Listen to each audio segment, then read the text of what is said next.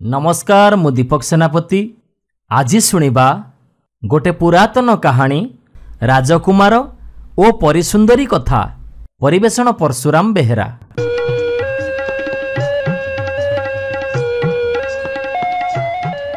गोटे देशरे जने राजा थांती। से थिले खूब उदार आउ धर्मपरायण। तांको शासन काल रे प्रजा माने बहुत सुख शांति रे बसवास करुथिले। राजांकर थिले दुई पुओ आउ गोटे सुनानाकी झियो। झियोटी थिला भारी सुंदरी। दी भाईंक भितरु बड़ भाईटी थिला भारी दुष्ट प्रकृतिर। से बड़ पुओ हिसाब रे भविष्यत रे राजा हबो बोली ता मनरे थिला खूब अहंकार। मात्र सान पुओटी थिला ठीक तांको बापांक परी। दया क्षमा उदारपण रे समस्तंक मनकु से किणी नउथिला। प्रजा माने भी चाहुथिले जदि सान राजकुमार राजा हुअन्ते तेबे बहुत भल हुअंता। हाँ सेते बेलको राजा भी बुढ़ा ही जाइथांती। से भी चिंतित थांती काहाकू राजसिंहासन देबे। से तांको बड़ पुओंक कथा तो जानती। जदि ताकू राजसिंहासन दिया जाए तेबे ये प्रजा माने खूब कष्ट पाइबे। राज्य छारखार ही जीवो। तेणु सान पुओटी को राज्यभार दबा पई राजा मने मने स्थिर करि सारिथिले। हेले दैवर लिखन अलगा प्रकार। ठीक एतिकी बेलकू राजांकर देह असुस्थ हैला। जेते वैद कविराज लागिले किछि फल हेलानी। शेषरे राजा आखि बुझीदेले। राज्य सारा शोकर छाया खेलीगला। एमिति एक सुजोग को जेमिति बड़ राजकुमार अनेकी बसतिला। से तुरंत राजगादी रे बसी निजे राजा हेगला। काले भविष्यत रे सान राजकुमार आउ ता भौणी शत्रु साजिबे एथिपाई से दी जण को मारिदेवा पाई मध्य योजना कला। सान राजकुमार को तो समस्ते भल पाती। एणु तांकर जने विश्वस्त कर्मचारी तांको ए खबर देदेला। ए खबर पाइबा परे सान राजकुमार सांगे सांगे तांको भौणी को धरी राताराति राजप्रासाद छाड़ी पळेला। केते गाँ गंडा जंगल पारी हेई एक अजना स्थान रे पहुंचिले। सान राजकुमार और राजजेमा दी जण घोड़ारे चढ़ी बहुपथ अतिक्रम करिबा परे गोटे अगना अग्नि जंगल पड़िला। सेठी गोटे जगार अटकिले टिके विश्राम करिबा पई। सेई पाखरे थाए गोटे पोखरी आउ ता पाखकू लगी गोटे बड़ पड़िया। सहजे शीत दिन भाई भौणी दी जण शीतरे कातिरी जाउथांती। एणु सेठी किछि काठीकुटा गोटे आनी निया लगेई सेकी हेले। हठात से माने देखिले पाख पड़िया रे गोटे षंढ आउ गोटे सिंघाଳ हरिण घास चरु चरु लढ़ई रे माति गले। ए कथा देखि राजजेमा छानिया रे भाई पाखकू लगी आसी कहिला, भाई एमाने आम आड़कू माड़ी आसीबेनि तो? सान कुमार कहिला, नाम आम पाखरे पूरा निया अछि। निया पाखकू केही आसीबेनि। तू जम्मा व्यस्त होना। तू गलु एई पाखरु आउ दिखंड काठीकुटा गोटे आनी निया रे पका। जोर रे निया जलिले सेमाने एठिकी आसीबाकू आउ केबे साहस करिबेनि। सान भाईर कथा सुनी राजजेमा किछि काठीकुटा गोटे आनी सेयाकू गोटी गोटी करी नियाकू पकौथाए। हुतु हुतु हेई निया जलुथाए। हठात से देखिला से काठी भितर थिला गोटे बाड़ी। से बाड़ीर गोटिए मुंडरे छोट गोटे मनीष खोपुड़ी लगी थाए। से सेईटाकू देखी छानियारे चित्कार करी निया भितर को पकईदेला। से बाड़ीटा नियारे पड़िबा क्षणी गोटे आश्चर्य घटना घटिला। पड़ियारे लढ़ई लागिथिबा षंढ आउ सिंघाळଙ୍କ मध्यरु षंढटा गोटे कापालिक मनीष पालटी गला।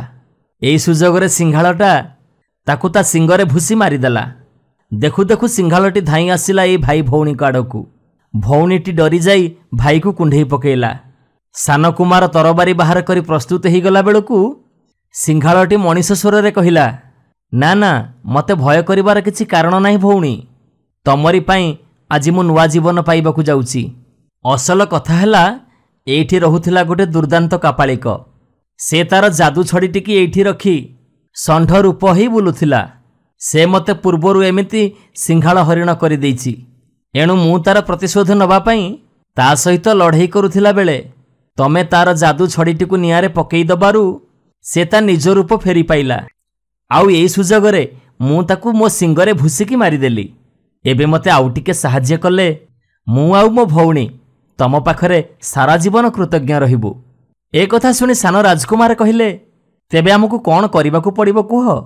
जदि आम द्वारा संभव ताहले आमे निश्चय करिबु। आमे भी तम परी एक अभिशप्त जीवन बितौचु। एबे सिंगाळ हरिणटी सेमानकू ता पछे पछे आसीबाकू डाकिला। सान राजकुमार आउ राजजेमा हरिण पछे पछे जाई गोटे गुंफा भितरे पहुँचिले। सेठी सेमाने गोटे कोठरी भितरकू जिबा परे सिंघाଳ हरिणटी पुरुषे उंचारे थिबा गोटे ठणारू चाबी नेंथाटी आनिबा पई कहिला। सान कुमार चाबी नेंथाटी आनिबारु ताकू गोटे पुरुणा सिंदूक देखेई ताकू खोली ता भितरे थिबा खंडिया हाड़ आनिबाकू हरिण कहिला। सान कुमार सिंदूकर चाबी खोली हाड़टी आनिबा परे हरिण ताकू छुई दबा खेणी से गोटे सुंदर युवकरे परिणत होईगला। एबे से खुशी रे सान कुमार को कुंढेई पकई खूब कृतज्ञता जणैला। तापर से हाड़टी को धरी पहुँचला आउ गोटे कोठरी रे। सेई कोठरी भितर थिला गोटे हाथी दांतर पलंक। सेई पलंक उपरे सोई रहिथिला रूपसी परीटीए। ता देहरे से हाड़टी छुआई दबा खेणी परीटी आखि मଳି मଳି निदरू उठिला। आउ ता भाई को आगरे देखी बहुत खुशी होईगला। दौड़ी आसी खुशी रे ता भाई को कुंढेई पकेइला। एबे सेई युवकटी कहिला, आमे होचु परी राइजर विद्याधर। आमे भाई भौणी दुए एठिकी बुलिबाकू आसीथिबा बेले से बदमाश कापालिक आमको जादू बଳରେ काबू କରିନେଲା। मो भौणी की से बाहा हबा पई मते बाध्य कला। मो भौणी आउ मु राजी न होबारु मते सिंघाଳ हरिणटिए करी छाड़ीदेला। मु आउ किछि उपाय न पाई एई बणमूलकरे घुरी बुलिली। आउ से मो भौणी को आनी एई गुंफा भितरे लुचेई रखिला। आउ ताकू एई हाड़ छुएई अचेत करी रखिला। तार जेतेबेले इच्छा हुए से मो भौणीर चेता फेरेई आणे आउ ताकू बाहा हबा पई बाध्य कराए। हेले मो भौणी ता कथारे राजी न होबारु ताकू एमती बारंबार अचेत करी शुई दिए। एबे किंतु तम दुहिंक जोगु आमे भाई भौणी दी जण नुआ जीवन पाइलु। या परे से विद्याधर जनक सेठी एक विशाल राजप्रासाद तैयारी कला। सेठारे से सान कुमार आउ ता भौणी सुंदरी परी को बाहा करई देला। आउ सेठी से राजा करैला। आउ से विद्याधर निजे राजजेमा को बाहा हेई परी लोक को चलीगला। सान कुमार आउ सुंदरी परी सेठी से राजप्रसाद रे महा आनंद रे रहिले। नमस्कार, मु प्रदीप मल्लिक। आज सुनिबा ओडिशा रे एक लोक कथा शंखचिल भाई नमस्कार। परिवेषण परशुराम बेहेरा।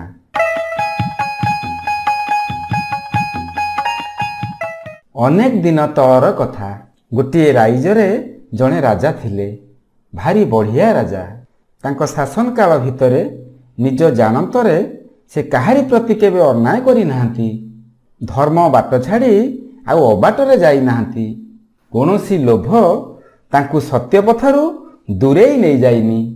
एमत सुंदर राजा, दुई राणी हेले कौन हेबो, तांकर पुओ झियो किछि नाहांती। सेथिलागि राजांक मनरे सबुबेले अवशोष। उआस खाँ खाँ गोड़ाए। कौन करिबे, भाग्ୟରେ थिले तो। सान राणी खूब शिव भक्त। पिलाटीए लगी नीति से शिव पार्वती को डाकू थांती। शेषकू ठाकुर तांकर गुहारी शुणिले। समस्ते जानिले सान राणी आउ कई दिन परे पिलार माँ हेबो। बड़ राणीटा बड़ कलई। से काहारी को देखी सही पारे नहीं। सबुबेले सान राणीर मंद पांचु थाए। से जेतेबेले शुणिला सान राणी माँ हेबाकू जाउछि, ता मुंडरे वज्र मारी पड़िला। सान राणीर तो पुओ हेले से राजमाता बोलाइब, राजांकर सुआगी हेबो, ताकू आउ किए पचारिबो। तेबे कौन करिब, मन कथा मनरे मारी थाए। दिने राजा उआसरे नथांती। यही बेलरे सान राणीर दिव्य सुंदर झीओटी हेला।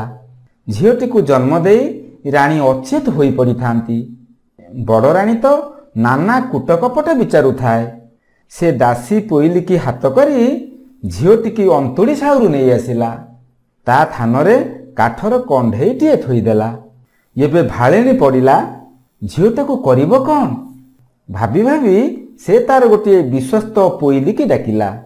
जेबे सुखरे रहिबार अछि, मु जहा कहूची तू ताहा कर। याकू नहीं जा मशाणी पदारे पकाई दे आसिबू। पोइलीर एबे उपाय कौन। से ताकू नहीं मशाणी पदारे पकाई दे आसिला। झीओटी मशाणी पदारे पड़ी कुआं कुआं हुई कांदू थाए। पाखरे गोटे बरगछ थाए। सेई गछरे शंखचिलटीए एकाकी बसा बांधी रही थाए। पिलाटीर विकल कांदणा शुणी ता मनरे बड़ दया हेला। आहा, उतुआणी छुआटा केड़े कष्ट पाउछि। ଯତ୍ନ ନେଲେ ଅବା ବଞ୍ଚିଯାଆନ୍ତା। ଏମିତି ଭାବି ଶଙ୍ଖଚିଲ ସେ ଝିଅକୁ ତା ବସାକୁ ନେଇଯାଇ ବଡ଼ ଯତ୍ନରେ ପାଳିଲା। ଯୋଉଠୁ ଯୋଉଠୁ ହେଲେ ତା ଲାଗି ଦୁଧ ଯୋଗାଡ଼ କରି ଆଣିଲା। ମହୁ ଫେଣାରୁ ମହୁ ଆଣି ଚଟେଇଲା। କୌଣସି ପ୍ରକାରେ ଝିଅଟି ବଞ୍ଚିଗଲା। ଶଙ୍ଖଚିଲ ତା ଜୀବନ ରଖିଛି। ପିଲାଦିନରୁ ଝିଅଟି ଶଙ୍ଖଚିଲକୁ ମା ବୋଲି ଜାଣେ। ଶଙ୍ଖଚିଲ ବି ସେମିତି ତାକୁ ଭଲ ପାଏ।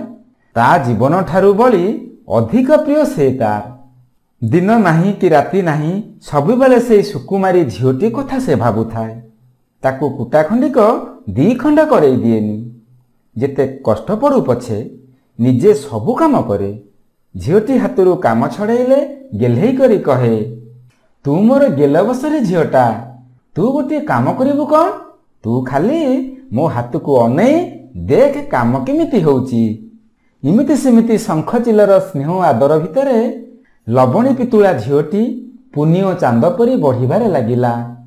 ତାକୁ ଯେତେବେଳେ 16 ବର୍ଷ ହେଲା, ସୁନ୍ଦରପଣରେ ସେ ସମସ୍ତଙ୍କୁ ବଳିଲା। ସତେକି ସରଗର ପରିଟିଏ ବାଟବଣା ହୋଇ ମରତକୁ ଚାଲି ଆସିଛି। ଯିଏ ତାକୁ ଦେଖିବ ସେ ନିଶ୍ଚୟ କହିବ, ଇଏ ଗୋଟାଏ ବଡ଼ ଘରର ଝିଅ। ଶଙ୍ଖଚିଲ ମା ତାକୁ ଏମିତି ଚାଲିଚଳନ ଆଚାର ବ୍ୟବହାର ଶିଖାଇଥାଏ ଯେ ଗୋଟିଏ ରାଜାର ଝିଅ ମଧ୍ୟ ସେତିକି ଶିକ୍ଷା ଦୀକ୍ଷା ପାଇନଥିବ।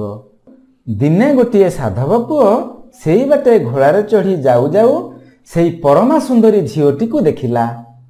ଝିଅଟିର ରୂପ ଦେଖି ତାର ଆଖି ଲାଖିଗଲା। ସେ ତାକୁ ବିବାହ ହେବାକୁ ଇଚ୍ଛା କଲା। ଶଙ୍ଖଚିଲ ଯେତେବେଳେ ଏକଥା ଶୁଣିଲା ସେ ଭାରି ଖୁସି ହେଲା। ଧନୀ ସାଧବର ପୁଅ ତାର ଜ୍ୱାଇଁ ହେବ, ଇଏ କ'ଣ କମ୍ ଆନନ୍ଦର କଥା। ସିଏ ସେଉଠୁ ଝିଅକୁ ବାହା କରିବା ଯୋଗାଡ଼ରେ ଲାଗି ପଡ଼ିଲା। ବାଛି ବାଛି ତା ପାଇଁ ସମ୍ବଲପୁରୀ ଶାଢ଼ୀ, ସୋନପୁରୀ ପାଟ ଆଣିଲା। ବଣିଆ ଘରକୁ ଯାଇ କେତେ ରକମର ଗହଣା ଆଣିଲା। ପାଟରା ଘରକୁ ଯାଇ ଅଳତା ସିନ୍ଦୁର ଆଣିଲା। ଯାହା ଯେମିତି ଜାନେ ଯୌତୁକ ଦେବା କଥା ସବୁ ଯୋଗାଡ଼ କରି ସାଧବ ପୁଅ ସାଥିରେ ବିଦା କଲା ଝିଅକୁ। ଏତେ ଦିନ ଏକାଠି କଟାଇଥିଲେ। ବିଦା ହୋଇ ଆସିଲା ବେଳେ ଶଙ୍ଖଚିଲ ମାକୁ ଛାଡ଼ି ଆସିବା ପାଇଁ ଝିଅଟିର ମନ ବଳୁ ନଥାଏ। ସେ ମାକୁ ଧରି ଖୁବ୍ ବିକଳରେ ବାହୁନୁଥାଏ।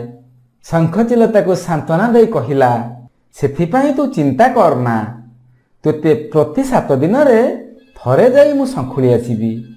ତା ଛଡ଼ା ତୋ ଉଆସ ପାଖରୁ ମୋ ଘର ଯାଏ ସୂତାଟିଏ ଟାଣି ଆଣିବି। ତୋର ଯେତେବେଳେ ଯେଉଁ କାମ ପଡ଼ିବ ସେଇ ସୂତାଟିକୁ ଧରି ଥରେ 2 ଥର ତୁ ଟାଣିଦେବୁ ଯେ ମୁଁ ଯାଇ ତୋ ପାଖରେ ସଙ୍ଗେ ସଙ୍ଗେ ପହଞ୍ଚିଯିବି।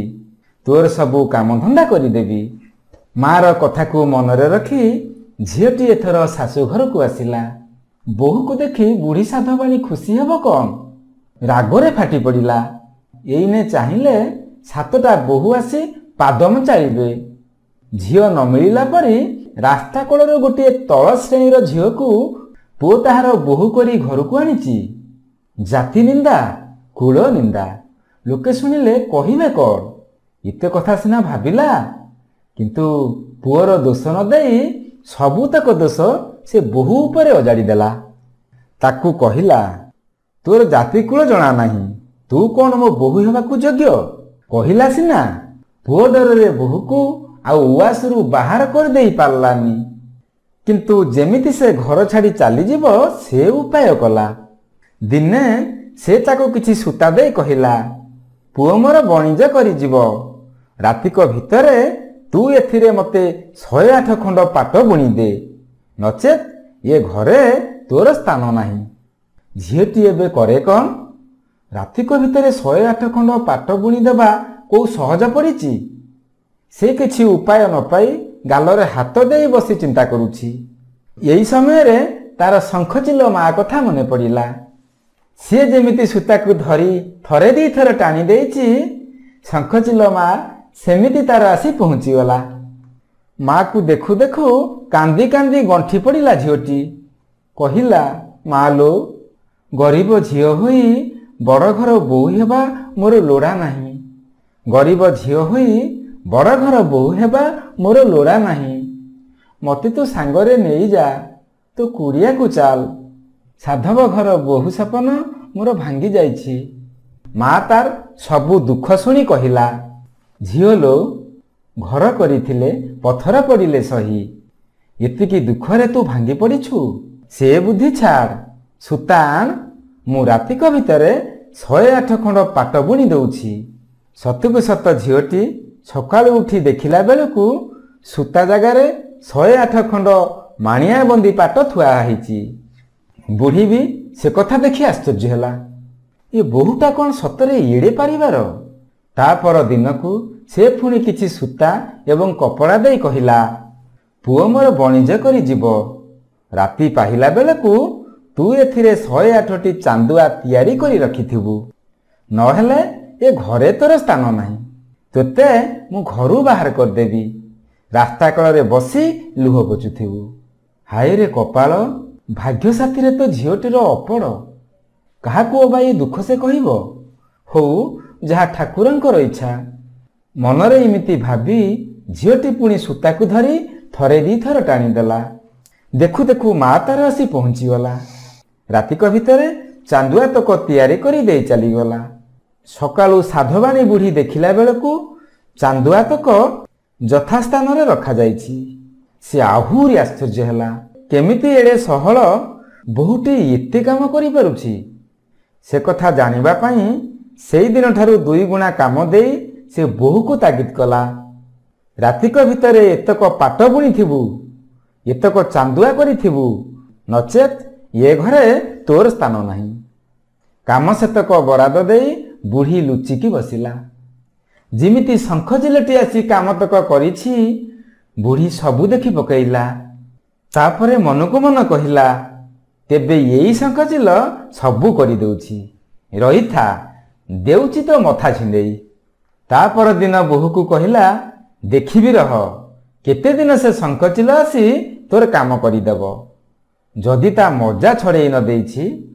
ବୁଢ଼ୀର କଥା ଶୁଣି ଝିଅଟି ବଡ଼ ଦୁଃଖିତ ହେଲା। ସେଇଦିନ ସେ ପୁଣି ଥରେ ମାଆକୁ ଡାକ ପକାଇଲା। ମା, ଏ ବୁଢ଼ୀଟା ମୋଟେ ଭଲ ମଣିଷ ନୁହେଁ। ତୋ କଥା ସେ ଜାଣି ସାରିଲାଣି। କେତେବେଳେ କୋଉ କଥା ତୁ ଟିକେ ହୁସିଆର ଥିବୁ। ଶଙ୍ଖଚିଲ କହିଲା, ସେଥିପାଇଁ ତୁ ଚିନ୍ତା କରନା। ତାଳପତ୍ରରେ ଗୋଟିଏ ଚିଟାଉ ଲେଖି ଦେଉଛି, ତୁ ତାକୁ ପାଖରେ ରଖ। ମୁଁ ଯଦି ମରିଯାଏ, ଗୋଟିଏ ପାରା ହାତରେ ଏ ଚିଟାଉ ଖଣ୍ଡିକ ତୁ ଦେଶର ରାଜାଙ୍କ ପାଖକୁ ପଠାଇ ଦେବୁ। ତାପରେ ଅବସ୍ଥା ତୋର ସୁଧୁରିଯିବ। ଏହା କହି ଶଙ୍ଖଚିଲ ଝିଅକୁ ଚିଟାଉଟି ଦେଇ ଚାଲିଗଲା। ସେଦିନ ରାତିକୁ ଝିଅ ନାଁରେ ବୁଢ଼ୀ ସେ ସୂତାକୁ ଧରି ଥରେ ଦିଥର ଟାଣିଦେଲା। ଶଙ୍ଖଚିଲ ବା ଏତେ ପେଞ୍ଚ ପାଞ୍ଚୁ କାହିଁକି ଜାଣିବ? ସେ ଯେମିତି ଆସି ପହଞ୍ଚିଛି, ବୁଢ଼ୀ ତାକୁ ଧରି ମାରିଦେଲା। ତା ପରଦିନ ସକାଳୁ ଶଙ୍ଖଚିଲ ମା ମରି ପଡ଼ିଥିବାର ଦେଖି ଝିଅଟିର ଦୁଃଖର ସୀମା ରହିଲା ନାହିଁ। ଆହା, ବିଚାରୀ ତାକୁ ହିଁ ରକ୍ଷା କରିବାକୁ ଆସି ତାର ମାର ଆଜି ଏ ଦଶା ହୋଇଛି। ପିଲାଦିନରୁ କୋଉଠି ଗୋଟେଇ ଆଣି ରାଜାର ଝିଅ ପରି କେଡ଼େ ଯତ୍ନରେ ପାଳିଥିଲା। ଦୁଃଖରେ ସୁଖରେ ସାହା ଭରସା ହେଉଥିଲା। ଏବେ ତା ବିନା କେମିତି ସେ ବଞ୍ଚିବ? ଦୁଃଖ ବେଳେ ସାହସ ଦେବା ପାଇଁ ତାର ବା ଆଉ କିଏ ଅଛି? ଏଣେ କାନ୍ଦୁଥାଏ, ତେଣେ ମା କଥା ଭାବୁଥାଏ। ଏଇ ବେଳରେ ମାର ଶେଷ କଥା ପଦକ ତାର ମନେ ପଡ଼ିଲା। ମା ତ ତାର ଚିଟାଉଟି ଲେଖି ଦେଇଯାଇଛି। ତାକୁ ପାରା ହାତରେ ରଜା ଘରକୁ ପଠାଇ ଦିଏ, କାଳେ ଯଦି ଅବସ୍ଥା ସୁଧୁରିଯିବ। ଏହା ଭାବି ଝିଅଟି ପାରା ହାତରେ ଚିଟାଉଟି ରାଜାଙ୍କ ପାଖକୁ ପଠାଇ ଦେଲା। ରାଜା କି ସାନରାଣୀ କାହାରି ମନରେ ସେଇଦିନୁ ଆଉ ସୁଖ ନଥାଏ। ରାତିଦିନ ତାଙ୍କର ଖାଲି ପିଲାଟି ଲାଗି ଚିନ୍ତା। ଏମିତି ବେଳରେ ପାରାଣୀ ତାଙ୍କ ହାତରେ ଚିଟାଉ ଖଣ୍ଡିକ ଦେଲା। ତାକୁ ପଢ଼ି ରାଜା ଜାଣିଲେ, ସାଧବ ପୁଅ ଯୋଉ ଲାବଣ୍ୟବତୀ ଝିଅଟିକୁ ବିଭା କରିଛି, ସେ ଝିଅ ହେଉଛି ପ୍ରକୃତରେ ତାଙ୍କରି ଝିଅ। ବଡ଼ରାଣୀ ଚକ୍ରାନ୍ତ କରି ତାକୁ ନେଇ ମଶାଣିରେ ଫିଙ୍ଗି ଦେଇଥିଲା। ଶଙ୍ଖଚିଲଟି ସେ ଝିଅକୁ ପାଳିପୋଷି ମଣିଷ କରିଛି। ତହୁଁ ରାଜା ବଡ଼ରାଣୀର ପୋଇଲିକୁ ଡକାଇଲେ। ତାକୁ ଧମକ ଚମକ ଦେବାରୁ ସେ ସବୁ କଥା ମାନିଗଲା। ରାଜା ଏବଂ ସାନରାଣୀଙ୍କର ଆନନ୍ଦ ଏଥର କହିଲେ ନ ସରେ। ସଙ୍ଗେ ସଙ୍ଗେ ପାଲିଙ୍କି, ପାଟଛତା, ଆଲଟ ଚାମର, ଚତୁରଙ୍ଗ ବଳ ଘେନାଇ ସେ ଯାଇ ସାଧବ ଉଆସରେ ପହଞ୍ଚିଲେ। ବାପ, ଝିଅ, ମା ସମସ୍ତେ ଚିହ୍ନାଚିହ୍ନି ହେଲେ। ଏତେ ଆନନ୍ଦରେ ବଡ଼ରାଣୀ କି ସାଧବାଣୀ ବୁଢ଼ୀକୁ ଦଣ୍ଡ ଦେବା କଥା ଚିନ୍ତା କରୁଛି କିଏ? ଶେଷରେ ଫଳ ଏଇଆ ହେଲା, ଝିଅଟି ସାଧବ ଘରେ ଅନେକ ଦୁଃଖ କଷ୍ଟ ଭୋଗିଥିଲା। ଏବେ ବାପ ଘରେ ଆସି ରହିଲା। ସାଧବ ପୁଅଟି ବି ଆସି ସେଇଠି ରହିଲା। ବଡ଼ରାଣୀ ସେଇଦିନଠାରୁ ଉଆସ ଛାଡ଼ି କୁଆଡ଼େ ଚାଲିଗଲା। ଚାଲିଗଲେ କ'ଣ ହେବ? ସେ ପରଜନ୍ମରେ ମାଟିଆ ଚିଲ ହେଇ ଜନ୍ମ ହେଲା। ରାଜାଙ୍କ ଅନ୍ତେ ସାଧବ ପୁଅ ରାଜା ହେଲା। ସେଇଦିନୁ ପିଲାମାନେ ଶଙ୍ଖ ଚିଲକୁ ଦେଖିଲେ ଭାରି ଶ୍ରଦ୍ଧା କରନ୍ତି, ଆଉ ଓଳଗି ହୋଇ କହନ୍ତି, ଶଙ୍ଖଚିଲ ଭାଇ ନମସ୍କାର, ମାଟିଆ ଚିଲକୁ ଗୋଇଠା ମାର।